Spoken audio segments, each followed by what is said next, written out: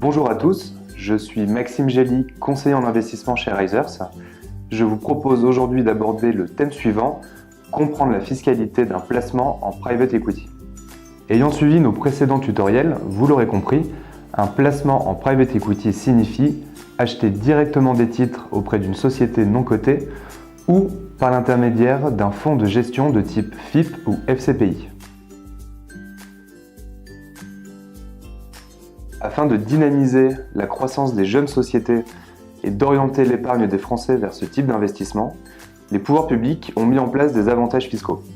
D'une part, lors de l'investissement, mais également lors de la cession de vos parts.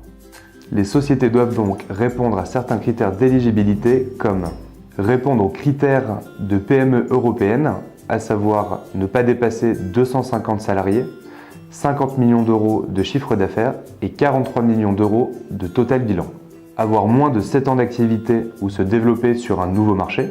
Exercer une activité industrielle, commerciale, artisanale, agricole ou libérale. Être soumise à l'impôt sur les sociétés dans des conditions de droit commun. Et enfin, avoir son siège de direction dans un État membre de l'Union européenne.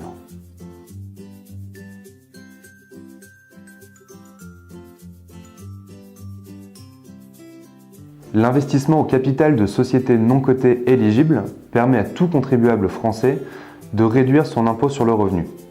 Cette réduction d'impôt est égale à 18% du montant investi, dans la limite de 12 000 euros d'investissement pour une personne seule et de 24 000 euros pour un couple, lorsque l'investissement est réalisé via un FIP ou un FCPI.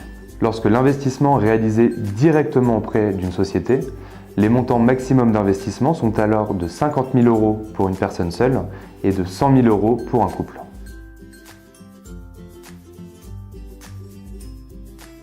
L'avantage fiscal est alors de 50% du montant investi, dans une limite de 18 000 euros lors d'un investissement FIP et FCPI cumulé et de 90 000 euros lors d'un investissement direct. De plus, les parts détenues dans une société éligible ne sont pas prises en compte dans le calcul du patrimoine net taxable du contribuable pendant toute la durée de détention.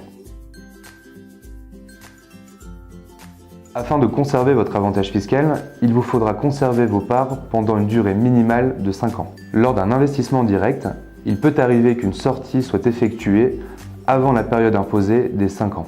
Vous bénéficierez alors d'1 an pour réinvestir votre capital et alors conserver votre avantage fiscal.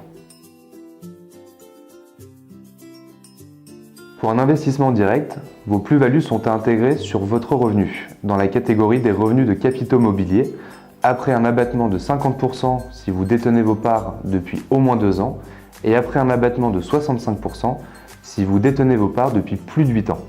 Les moins-values pourront venir imputer les plus-values de même nature sur l'année en cours et en cas d'excédent sur les 10 années suivantes. Le PEA-PME offre à ses utilisateurs une fiscalité particulière sur les plus-values et les intérêts en fonction de l'ancienneté de votre enveloppe fiscale. Ainsi, entre 0 et 2 ans, vos plus-values et intérêts seront soumis à un prélèvement de 22,5%.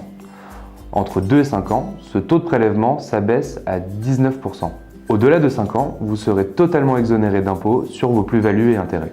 Vous serez cependant toujours redevable des prélèvements sociaux qui s'élèvent à 15,5%.